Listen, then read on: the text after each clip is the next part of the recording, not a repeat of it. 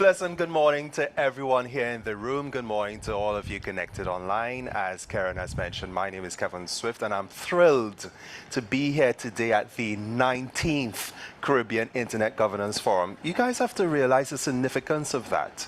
This is the oldest regional Internet Governance Forum in the world, which is a clear testimony to the foresight that the Caribbean had in looking at the internet and using the internet for its social, economic, and human development. But this terminology about internet governance, where did it really come from? So just to give a quick summary of that, the internet governance as a concept really arose during a two-phased process called the World Summit on the Information Society. In this two-phase process, this is where the international community got together to recognize the value of the internet and what it could mean for our development. So it came up in the middle of the process, and then it was consolidated, formalized at the end of the process, which was in 2005, in a declaration that is called the Tunis Agenda. So there's where we see internet governance. There's where it leads to the Internet Governance Forum at the global level. In 2006, there was the first global Internet Governance Forum. But remember, the Caribbean did it first. In 2005 was when we had the first regional internet governance process in the world. So I'm pleased to be here with my colleagues from what we call the I-Star organizations, and I beg your forgiveness. I know that we're going to speak a lot of acronyms and jargon, and our role here is to demystify, clarify, and simplify these terms so that we have a better understanding of these things. I'm pleased to be here with my colleagues, Shernon, Albert, Nate, and myself, representing what we call the I-Star organizations, which are organizations that are responsible for the internet's technical architecture. So there are other organizations. Here we are talking about ICANN, Internet Society, ARIN, and LACNIC as a subset of what we call I-Star organizations. So before we really get into the governance, I think it's important for us to really understand what is the internet. A lot of times we hear in our interactions various concepts and definitions of what the internet is and what it isn't. So to help us understand what the internet is and the internet ecosystem, I believe my colleague Shernon, who is online. Shernon, morning. Morning, Kevon. Morning, Shernon. Conta bye. All right, we are the Caribbean Internet Governance after all. That's all I know in Papiamento. So Shernon, as I mentioned here in the room, we will be happy to hear your presentation on the introduction to the internet ecosystem. Over to you. Yes. Let me share my screen.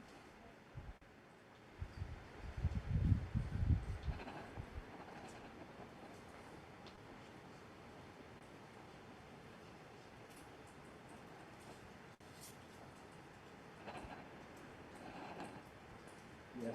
Okay. Can you see it, Kevon? Yes, we see your screen. Okay. So again, it's a pleasure and honor to be here. It is good for us at Internet Society to give a contribution to the development of the internet. It's a pity I cannot be there on the ground. Okay. Shernon, could you just come closer to your mic? We have difficulties hearing you clearly in the room. Okay, can you hear me now? Yes, we can. Okay. So it's a pleasure and honor to be here. First of all, I would like to thank the Caribbean Telecommunication Union for inviting us. It's always a pleasure to give a contribution to the development of the internet. So what I would like to do is to focus a bit on the internet governance, what it is, and also to focus a bit on some definitions in order for us to set the stage with respect to this event. So in the beginning, there was confusion. Kevon did mention it a while ago. So back then, around year 2000, there was a lot of discussion going on globally. What is this new thing that we are seeing called the internet? So a lot of governments were concerned because they didn't know exactly what was this whole thing. And we should realize that we're talking around the year 2000. So Google was just established or formed in 1998. ICANN also in that same year, 1998, and a few years before, 1992, Internet Society. So around 2000, it was a big challenge. People really didn't know what was this all Internet about. So especially governments started to reach out to United Nations to ask them, okay, what is this whole thing called the Internet about? Given that they are acquainted with the telecommunications, which is one of the areas that United Nations through the International Telecommunication Union is focusing on, they reach out to the United Nations to seek assistance.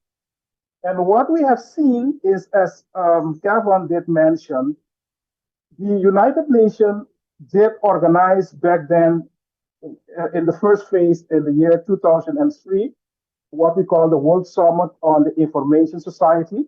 So the idea back then was to let's discuss this internet and to see how we can give some direction to the globe regarding this new thing called the internet.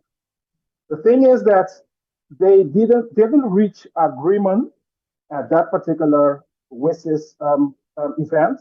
So that was 2003. They didn't reach agreement. And then they had a second phase in 2005, whereby they did reach agreement regarding what we call some definitions regarding internet governance. So, if you look at the definition of the internet governance, I think this is quite important because we will be talking during this week about internet governance. So, it's important for us to define what we are talking about. Internet governance is defined as the complementary development and application by governments, the private sector, civil society, and the technical community in the respective roles of shared principles, norms, rules, decision making procedures, and activities that shape the evolution and use of the internet.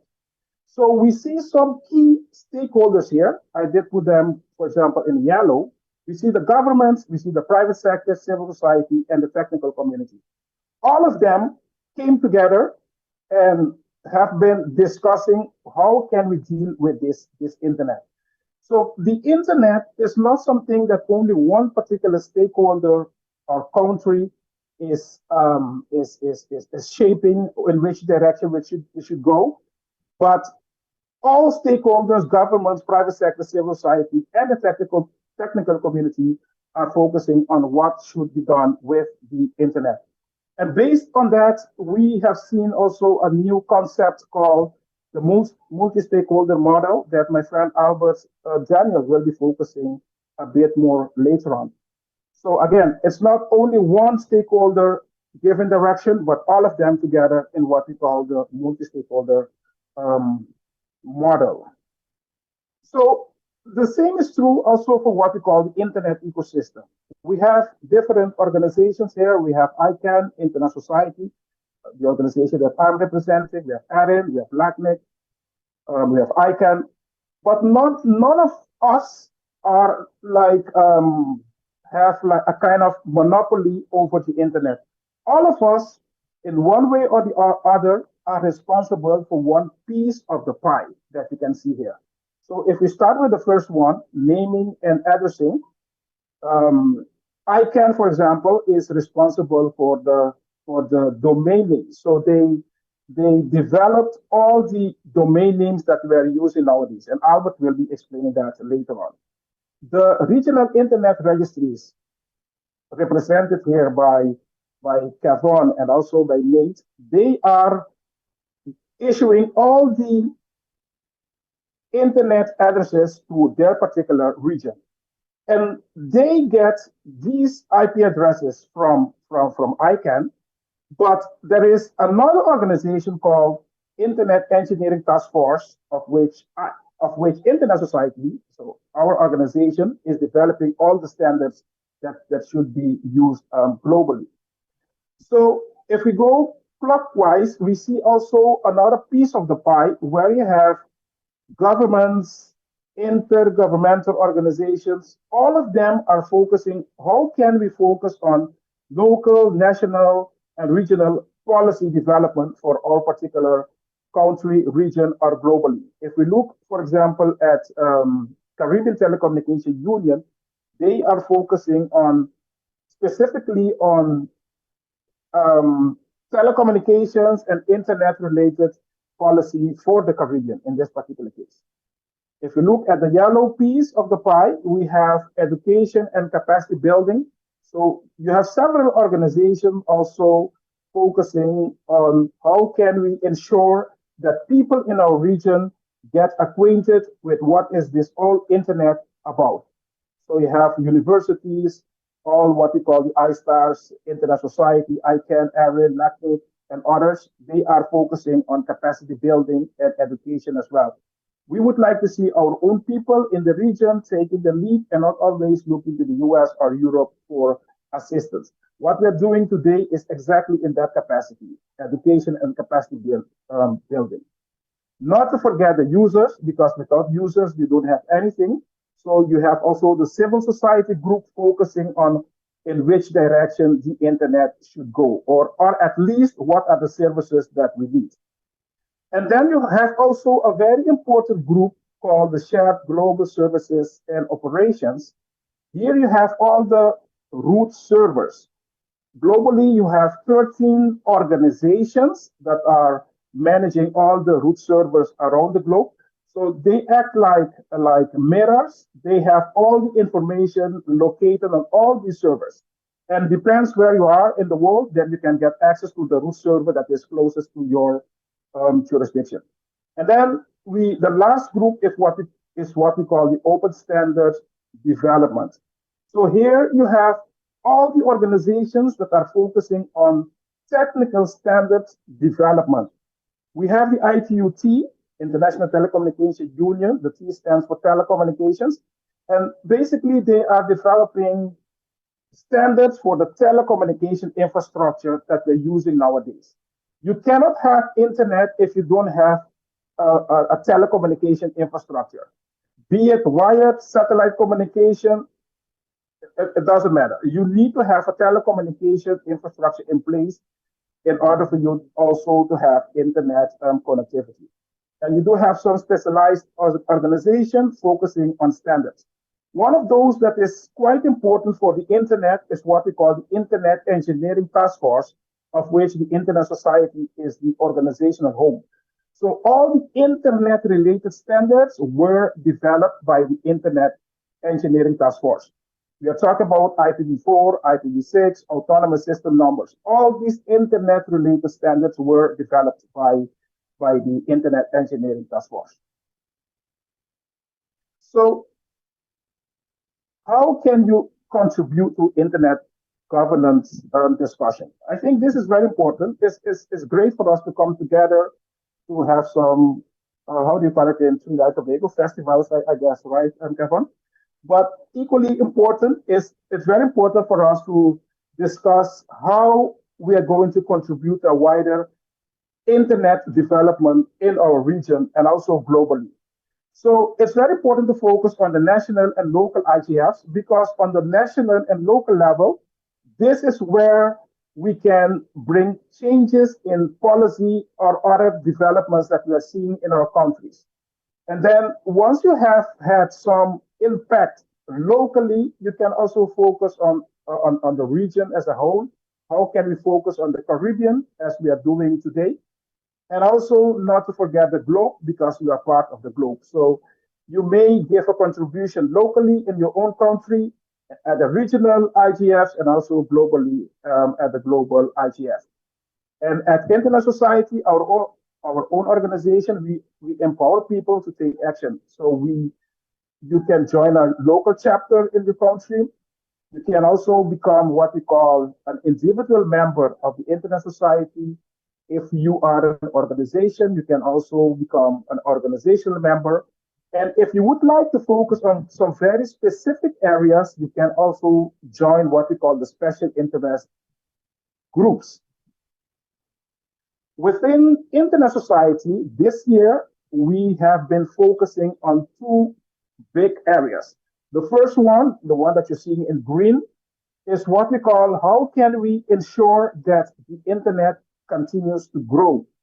Globally, still 3 billion people are not connected to the internet. So we need to take measures to ensure that these persons also get connected to the internet. And we do have a few projects, as mentioned there, that are focusing on that particular objective. On the other hand, it's not only important for people to get connected to the internet, they need also to get connected to the internet in a secure way.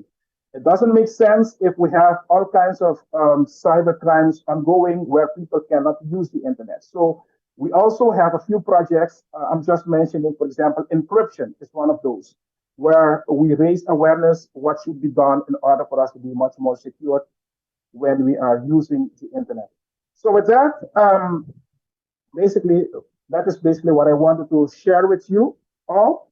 And I do wish you all a fruitful event. And let's continue to have that discussion. And always bear in mind, it's not only about the internet itself, but how can we use the internet to develop our own region for us to have a much better Caribbean. Thank you very much. Okay, thank you. Yes, let's give Shernon a round of applause. And for those of you who are new to the internet governance world, I swear, it gets easier. You just got a huge, big cook-up of all of these acronyms. But among those and the segments, so I think prior to this, if you were, again, new to the internet world, you may have thought that the internet was probably AOL and ICQ. I'm dating myself here. And probably now Facebook and Instagram. The internet is much more than that, as you would have seen and appreciated from Shernon's internet ecosystem slide. He mentioned there some segments, and we're going to continue with those segments there. In general, for Internet Governance Forum, we're talking about policy making, but he also mentioned the names and addressing part of the internet, for which we are represented here today. To get us into the names and addressing, I'd like to call on my colleague Albert Daniels, who works with ICANN, the Internet Corporation for Assigned Names and Numbers, and he's Senior Stakeholder Manager for the Caribbean. Albert, the floor is yours. Thank you very much, Kevon. Can you see my opening slide? Yes. Thank you very much.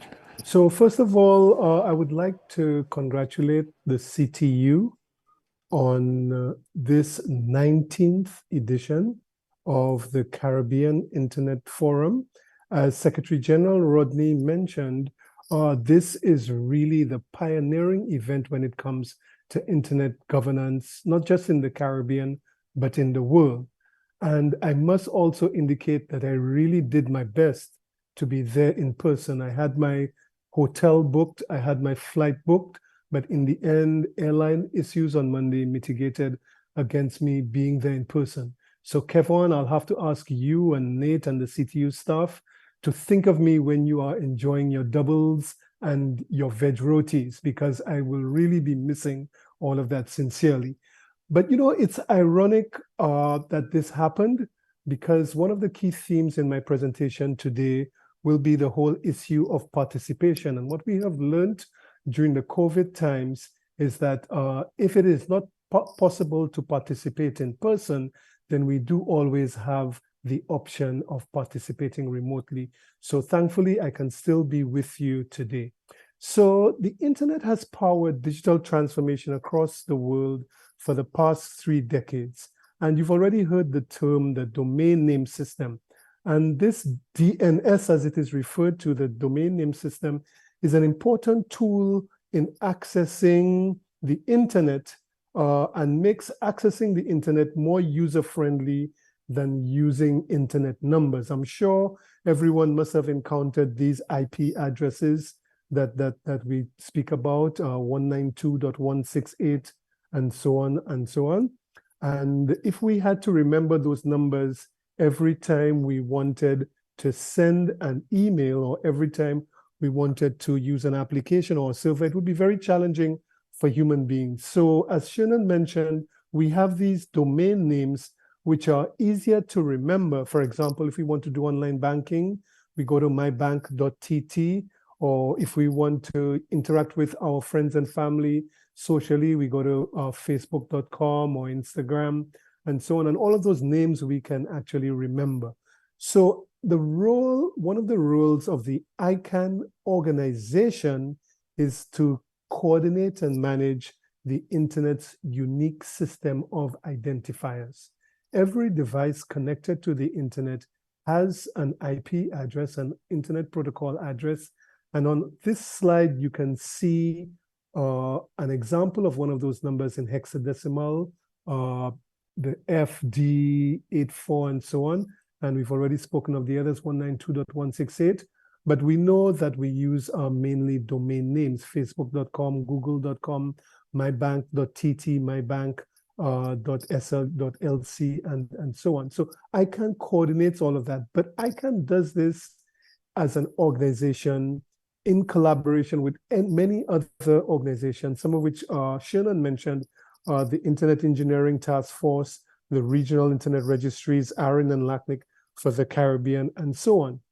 But there is an additional dimension to ICANN besides just the ICANN organization, which in my view is even more important than just the ICANN organization. And that dimension is actually the ICANN multi-stakeholder community. So when we speak of ICANN, sometimes we refer to just the ICANN organization, which is doing the coordination and management of those IP addresses and those domain names. But we are also speaking, when we talk about ICANN, of the ICANN multi-stakeholder community and also the multi-stakeholder board of directors within ICANN. So the multi-stakeholder community is actually a community comprising of different elements that we would look at in a while. And they're the ones who develop policies for the Internet. It is not the staff at ICANN.org that develops policies. It is the ICANN community, all of you listening to this broadcast today, and those of you who are there in person. You develop Internet policies, you propose them to the ICANN Board of Directors for review and final decision. The ICANN Board of Directors actually makes that decision and then says to the ICANN organization, okay, the community has decided on this policy. We need you to go ahead and implement this policy. So one of the key aspects of our multi-stakeholder approach to policy development is the fact that this takes place in a bottoms-up approach. In the model, you have a community including individuals, non-commercial entities, commercial entities, industry, representatives of government, representatives of the technical community, and they all work in a collaborative way to develop policy for the Internet. A very important aspect of this is that that collaboration takes place in a bottoms-up approach. Any one of those individual stakeholders could propose a policy or identify an issue with regard to the Internet that needs attention.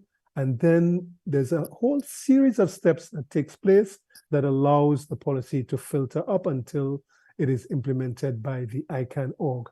So this slide that you are seeing right now gives a sort of overview of how this policy development process takes place. First of all, the issue is identified by any member of the ICANN multi-stakeholder community. The policy is then developed. The final draft policy is submitted to the board for review, and then the ICANN board takes a decision on the policy and then asks the ICANN organization to implement the policy. But if you look on the outskirts of this diagram, you see certain groups that interface at different stages of the policy development process.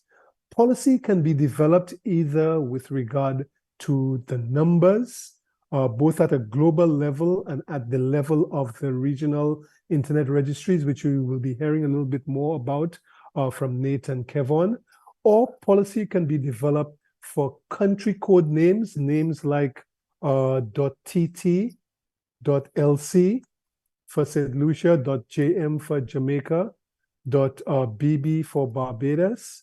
And policy can also be developed at the generic level, .com, .org, .edu, etc. And there are several organizations within ICANN, several groupings within ICANN that would proceed in the policy development depending on which one of these areas the policy is developing in. But as that policy development is taking place, you have some other groups of the community, some other sections of the community, which you see illustrated at the bottom of this slide, which give advice to the ICANN Board of Directors, indicating how the policies may impact national laws, how it may impact security, how it would impact end users, and so on. So these groups that you have within ICANN are three groups looking at numbers and names on the one hand. We call those supporting organizations. But on the other hand, groups giving advice, advice coming from the perspective of governments, from the perspective of users, and so on. If we look a bit deeper at these groups, we see some of these acronyms that Kevon referred to. The ASO, Address Supporting Organization, dealing with global policy on numbers. And then at the regional level, the RIRs are the ones that develop that regional policy. The Country Code Name Supporting Organization, looking at policies on country code names. And of course, the Generic Name Supporting Organization, looking at policies on generic domain names. And then you also have within the Generic Name Supporting Organization several subgroupings which represent the interests of the intellectual property constituency, the business community, the interests of the contracted parties, registries and registrars, and non-contracted parties, and also the non-commercial stakeholders. All of these groupings are groupings where you, as members of the multi-stakeholder community, can fit in and make inputs to the policies that affect the type of internet that we have. And this can also happen through your input as a representative of a government, as a representative of end users, and as representatives of the root server and the security community. Now, what are some of these policies that you can actually impact on? We are all quite familiar with domain names ending at .com, .org, .edu, and so on.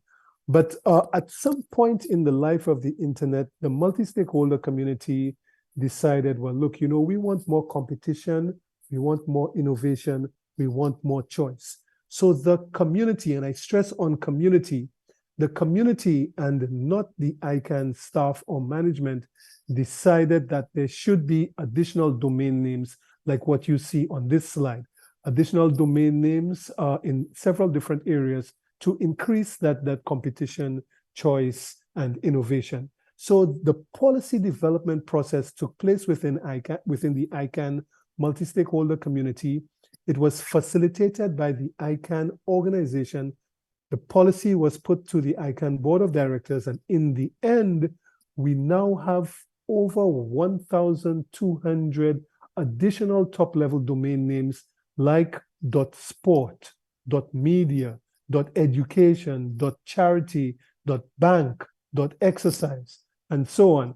And this has happened and given us a slightly different internet to what we started out with, all because of the participation and the input of stakeholders from across the community. So this is the kind of change that can actually be effected by the participation of stakeholders in the community. Another big change that took place in the internet was the introduction of internationalized domain names, and we've already spoken about generic domain names. And what this means is that users in Saudi Arabia, in India, in China, in Russia, can all use the internet in their own language script, in their own characters.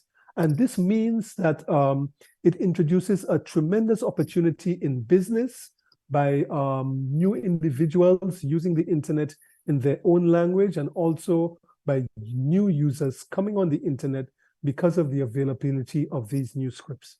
So I just wanted to throw all of this out and indicate to you that the internet is not a static technology. The internet can change and be innovated based on the inputs of stakeholders from varying backgrounds. And the ICANN organization is there to help facilitate this innovation on the internet and to help coordinate the inputs of our end users, government, technical community in shaping the kind of internet that we use every day for business and social interaction. So I'd like to thank the CTU for this time, and I look forward to engaging with the panelists and participants in discussing this whole issue of how the multi-stakeholder model can be used to develop policy in the internet governance community and in the internet community. Thank you very much. Kevon, I will now hand back over to you. Okay, quick round of applause to Albert. Thank you very much, Albert. Just as a housekeeping note, if you have your questions and comments, please make sure to write them down, and we'll try to address them at the end of the presentations. We heard from Albert, and Albert presented more acronyms. We heard about the SOs and the ACs and these new GTLDs. So whereas all of the presentations are available, I'm sure you can reach out to Albert, and we could probably have a coalition organized to figure out how we can register the doubles and actually develop business models for that. This is the guy here. He is the guy who's responsible.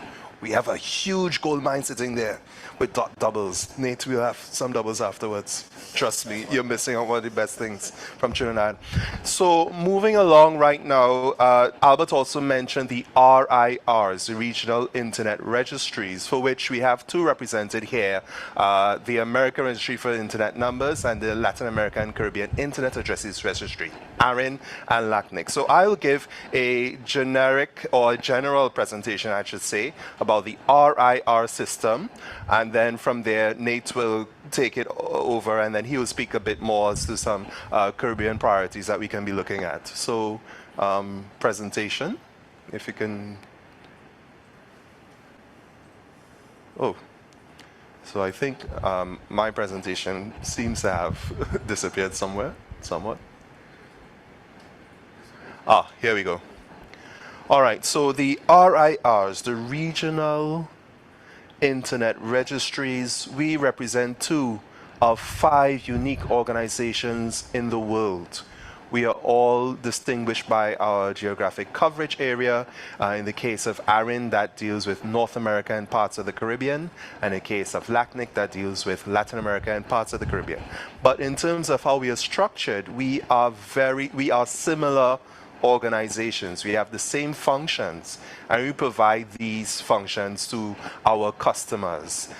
Just for you to have a quick understanding as to who our customers are, the majority of them are the internet service providers. So we are higher up that internet ecosystem when it comes to internet services. So an RIR is responsible for the management, allocation, and administration of internet numbering resources. We've been hearing about IPs whole morning. There are 2 versions, IPv4 and IPv6.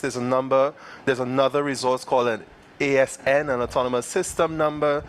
In a minute, I'm going to tell you what IPs are. And ASN is basically a number that is assigned to a network so that that network can be visible on the global internet. I'm simplifying things here, but of course I'd be happy to expand this at another occasion.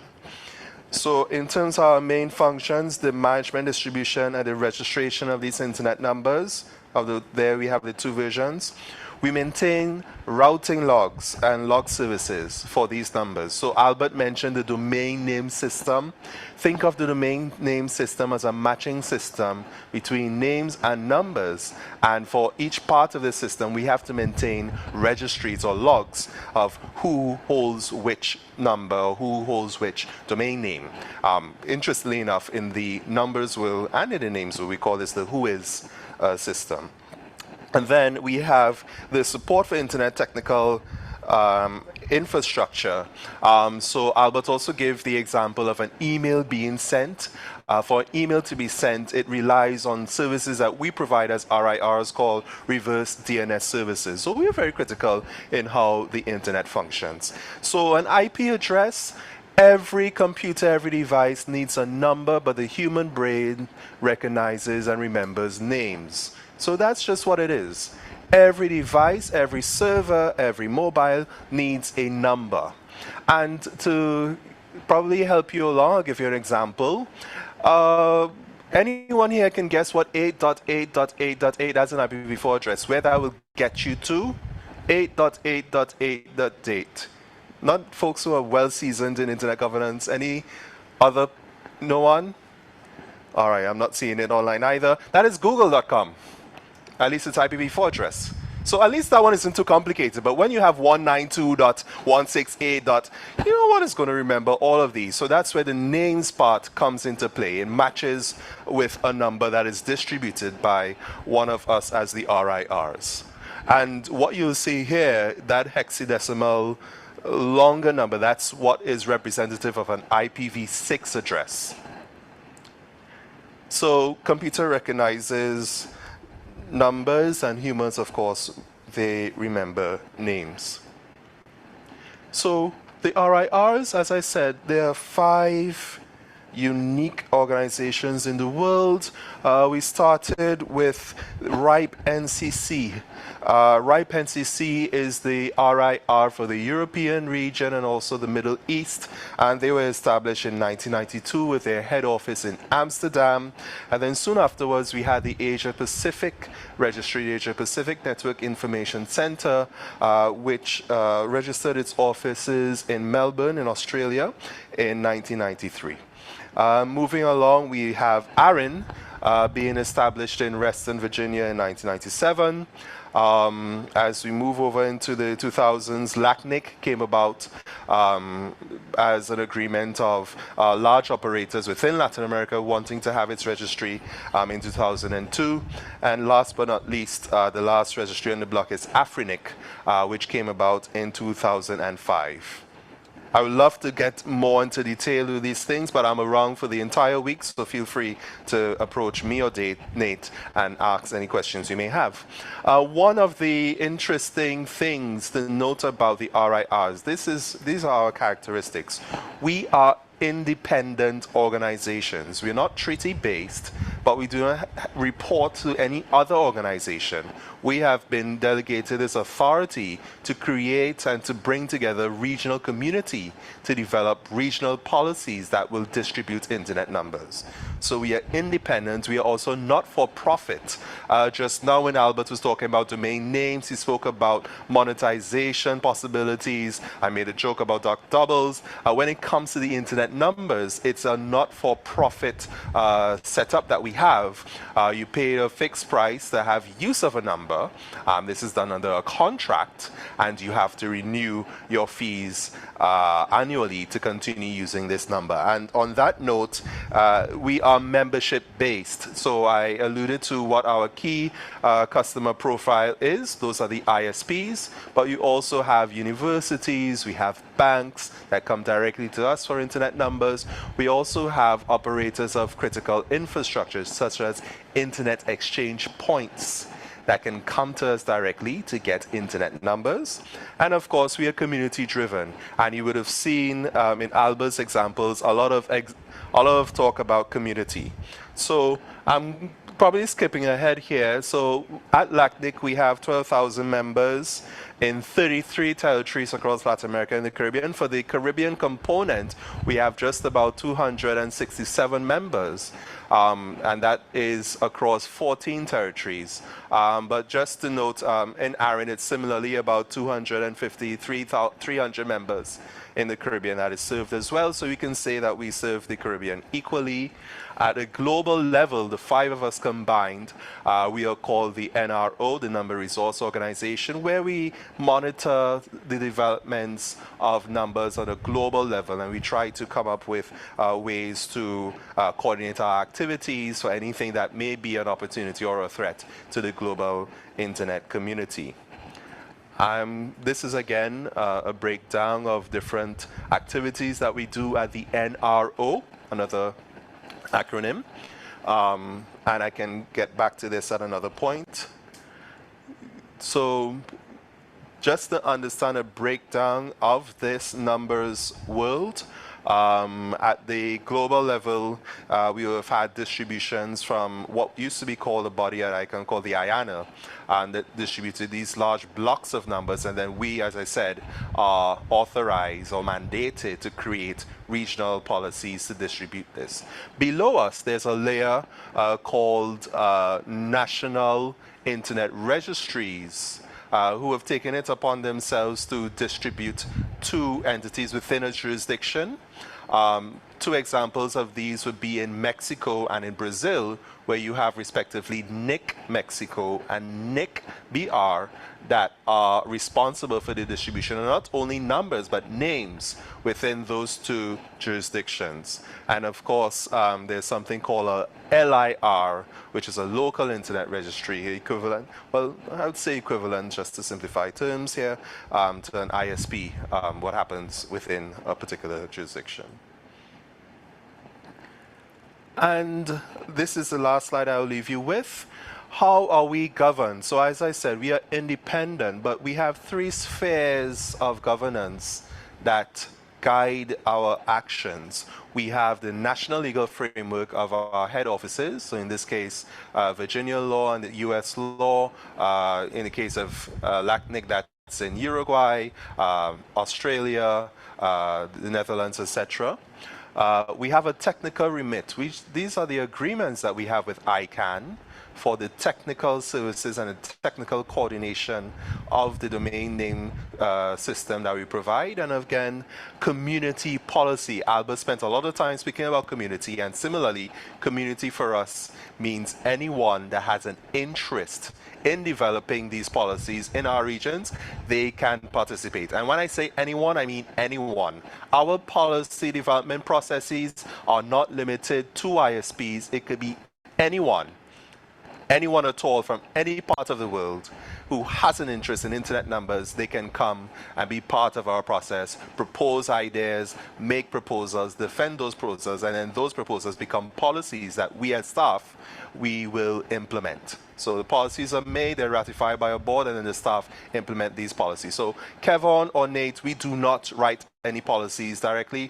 The policies come from you, all of you in the room, and then it goes through a process, and then they can become policies that we will implement. So I will stop there, and I'll hand the baton over to Nate, who will talk a bit more about Caribbean priorities for sustainable development.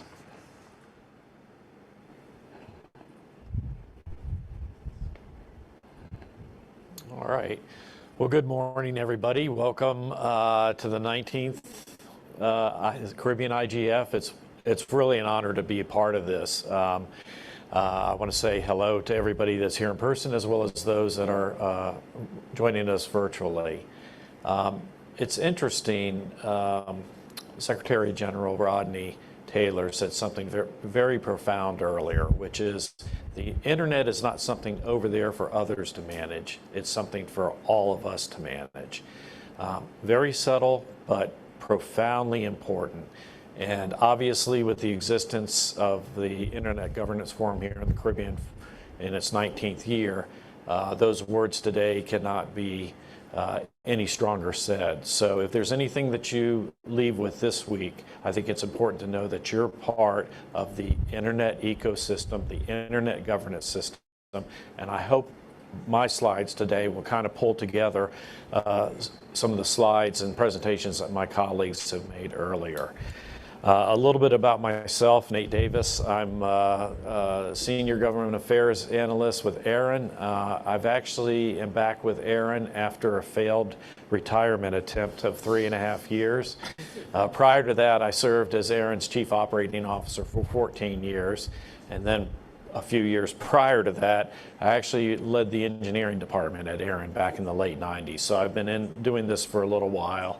But I'll be the first to admit that as technology and as internet governance and other areas grow, I still find myself learning something every week. It's something that continually evolves, and it's something that you have to stay actively engaged with. So That being said, what I'm going to talk about briefly are Caribbean priorities for sustainable development. And this slide deck comes from a conversation Kevin and I had because we have Bevel missing, who's really a great presenter and a tough act to follow, I might add. Anyways, as Kevin and I were talking about shuffling things today, I would have typically done an ARIN update or a technical presentation, but I stepped back and I thought to myself, what is the right thing for this meeting that could be better said as me doing the last presentation for today? And I really felt this topic hopefully will pull everything together, as I said earlier. So let's start first. There we go. So I'm going to talk about why sustainable development, why that's important to the Caribbean.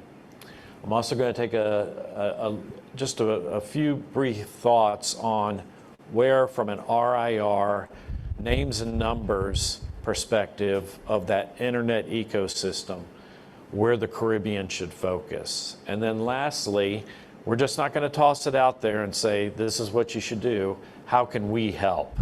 And I think that's important, that we are partnering with the IGF, with organizations throughout the Caribbean to help foster development for a digital transformation. So let's start first. The Caribbean needs to continue to strengthen its critical infrastructure to address natural disasters up with the world's growing economy. There's so much that's happening here in leaps and bounds, whether it's earthquakes, floods, hurricanes, any type of events that throw a system into trauma.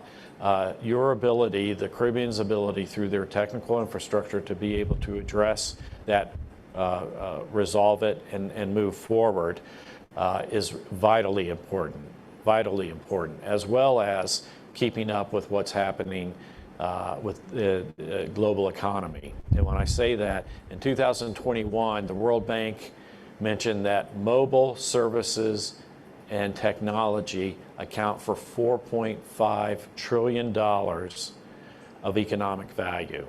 And that's just the mobile side of things. Where that is today in 2023, as well as in a more broader perspective, those dollars are even greater. So there's value there in keeping up and help knowing that the Caribbean is available to the world for its services, its travel, its tourism, and so forth.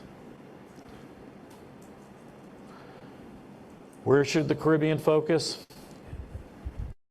Information and communications technology, ICT, education and training. This week is a great example, getting the youth involved from the beginning, because any of this digital transformation, regardless of where it is throughout the world, it's really it's an evolution. It's not going to happen overnight. It's not a milestone. It's going to happen over time. So seeding that education with the youth, as well as among us and others who have a vital interest in the growth of and development of the internet is really very important. Secondly, resilient infrastructure deployment. And there's really a couple things there that make that essential, and that is that to make that happen, you've got to deploy IPv6, which Kevin mentioned earlier, as well as IXPs. And IXPs have been making great progress here in the Caribbean, and that inertia needs to continue in the years going forward. And then lastly, many of my colleagues have talked about strategic policy development, and that needs to involve everybody here and remotely and others who have not yet engaged and understand the importance of it. These policy discussions take place here in a venue such as this, the Caribbean IGF. They take place in the regional RIRs. They take place at ICANN. They take place at the ITU level, and it appears that significantly it's taking place now at the UN. So it is all levels, and it involves everybody. I think it's key to note that people of all backgrounds, locations and so forth can participate. And what I mean by that is that many of our facilities, our capabilities to provide involvement in policy, for example, with ARIN, and it's the same with LACNIC, you don't have to be a member of those organizations. You can actually subscribe and be part of those policy discussions, engage in that conversation, and contribute, and not necessarily be a member. If you're a stakeholder and you're interested in the policies that are being discussed, you can actually jump right in and help contribute. And we encourage folks from the Caribbean to be part of that discussion. ARIN is fortunate to have not only members of the AC, but also members of the board who have come from the Caribbean. And we really like to have that Caribbean input into everything that we do. And I know LACNIC feels the same way in their processes. So what do we provide? We provide webinars and on-site training. We have a number of hosted webinars that you can grab online. Some of them are live. You can sign up for them. And then we will, from time to time, as schedules allow, because we all have a few staff and very aggressive schedules, we'll actually provide on-site training. And we try to do that at such events such as this, whether it's Caribnog, ICT week throughout the Caribbean, but we try to engage and provide the training to the extent that we can where possible. We also provide tools to enhance routing security. So one of the things mentioned earlier by the Secretary General was cybersecurity. The RIRs provide tools, as well as ICANN, to enhance routing security, and those are through another few set of acronyms, RPKI, which is Resource Public Key Infrastructure, RPKI, also through IRRs, which are Internet Routing Registries, and those are authenticated. They're tied to the database that helps support the registration of these number of resources. And then also DNSSEC. And this all comes together through a facility that ISOC, Shernon's team, has put together called Manners, which is the mutually agreed upon norms for routing security. All right, so it kind of pulls all together a mechanism to secure routing. And why is that important? It's just not me as somebody who's an ISP to announce routes and that you know that those are secure routes, but it's also important for me to know your routes are secure as well. So it's a trusted system in which everybody needs to contribute and be part of the bigger global solution, if you will. And then lastly, what I'll mention is engagement mechanisms. So we support a policy development process, all of us do. Albert spoke to it quite well with regards to what happens at ICANN and the name side. LACNIC and ARIN also support policy mechanisms and encourage your involvement at the RIR level. And we provide such things as fellowships and research projects for you to become part of that broader community. And those are available to anybody that's interested. We also foster support at the international level when we talk about the ITU. So I know for Kevon, for Albert, Shernon, myself, that we're often resources to countries that are represented at the ITU level, and now also more frequently at the United Nations level as resources to those countries that are making statements or are possibly considering what policy positions they want to take. And we're part of that facility as well. So we would like to encourage you, again, to be part of the process, to engage, to help set policy, to become a stakeholder. And the stakeholder, as Albert really clearly said well, which is this is about multi-stakeholderism. It's about folks at any level within any organization sounding their voice to help shape what long-term global policy looks like. And that's all I have for today, but I'll be around. I'll be around all week to answer any questions. And again, I appreciate being a part of this. Great. Yeah, so we're going to take 2 minutes for questions that came in online. If you do have any questions in the virtual space, please put them in the Q&A section. And Faith is going to be reading out some of the questions that we have been getting in. Hello? Hello? First question we received was, what are the instruments to regulate internet governance? Just repeat. What are the instruments to regulate internet governance? We got that earlier on during the first few presentations. So I'll take that quickly. So, well, we won't say regulation is probably the last thing we want, but there are various instruments that do create and do uphold the system. We mentioned it with the ICANN and the RIR examples, the policy development processes. Those policies that result from that are instruments for the governance of that. And again, being part of discussions, the outcomes of those discussions are also what contribute to the internet governance ecosystem. There are regulations that come from bodies such as the International Telecommunications Union, which are binding onto states, and they are geared towards what would be the infrastructure, physical infrastructure issues. So there's several items in there, and what we presented in large part today would have been a lot of the policies that make the internet work.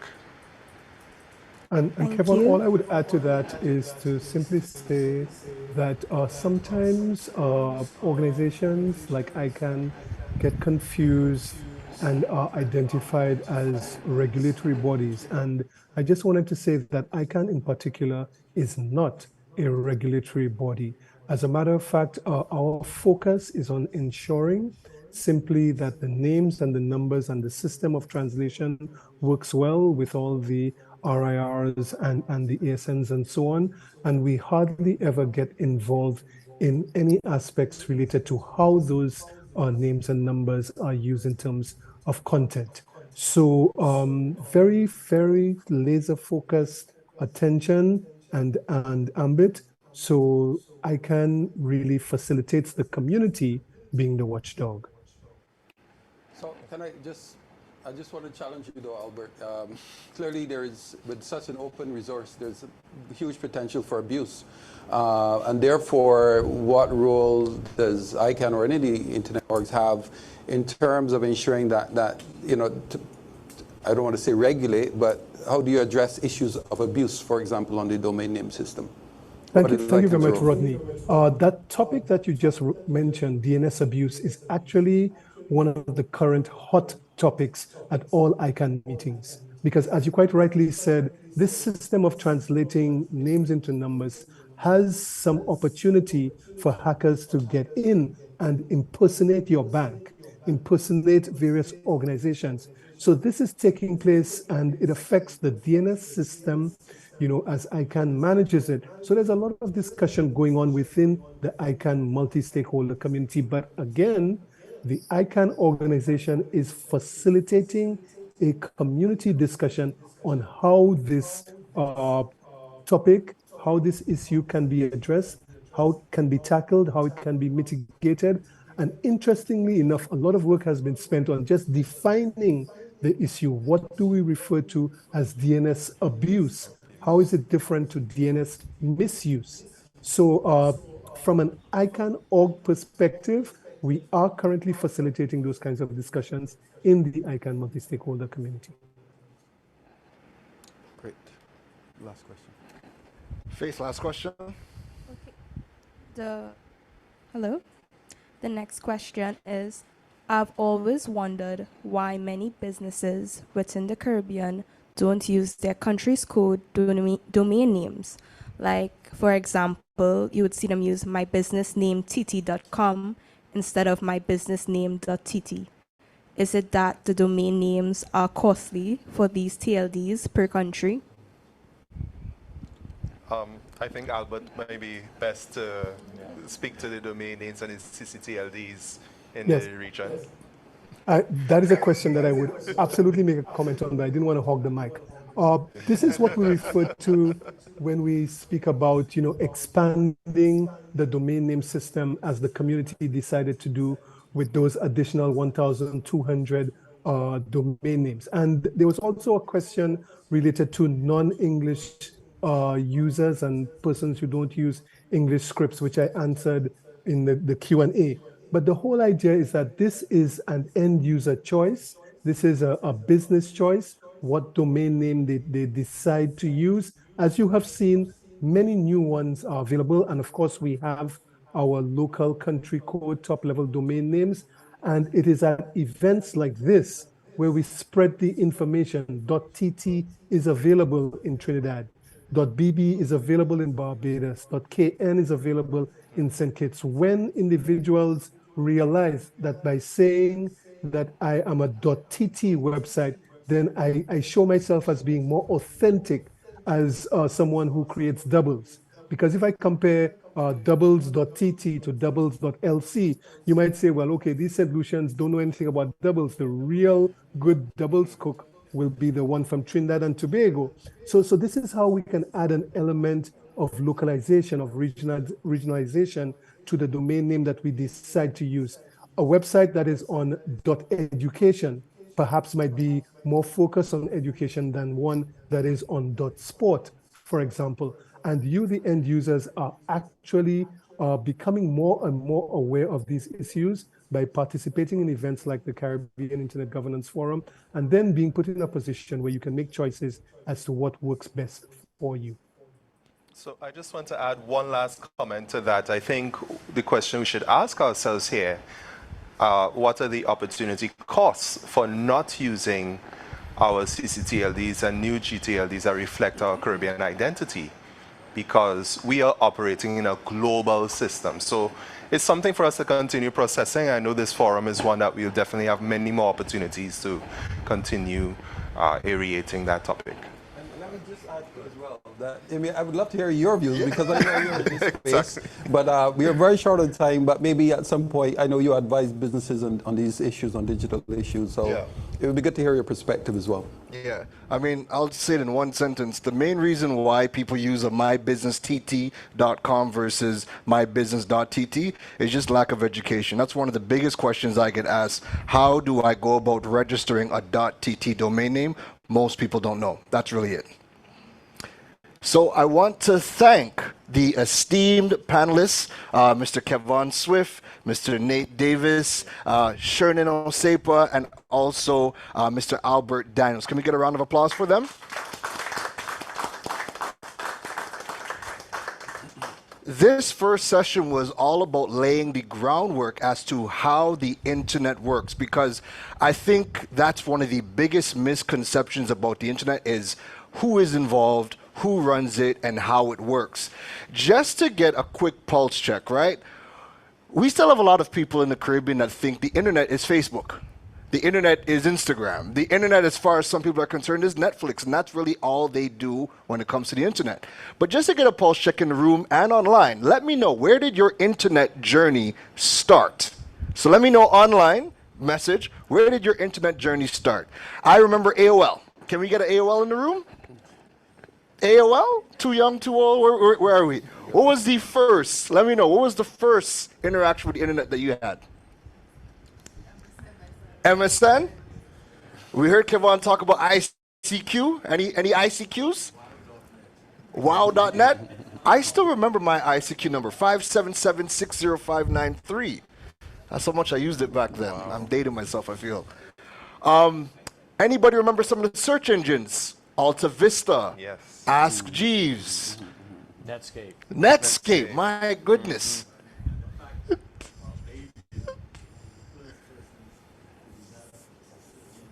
Yeah. A Barbadian was one of the first people to develop the search engine? Yes. Wow. Caribbean excellence. Wow. Caribbean excellence at its finest. Again, round of applause for the esteemed panelists, please.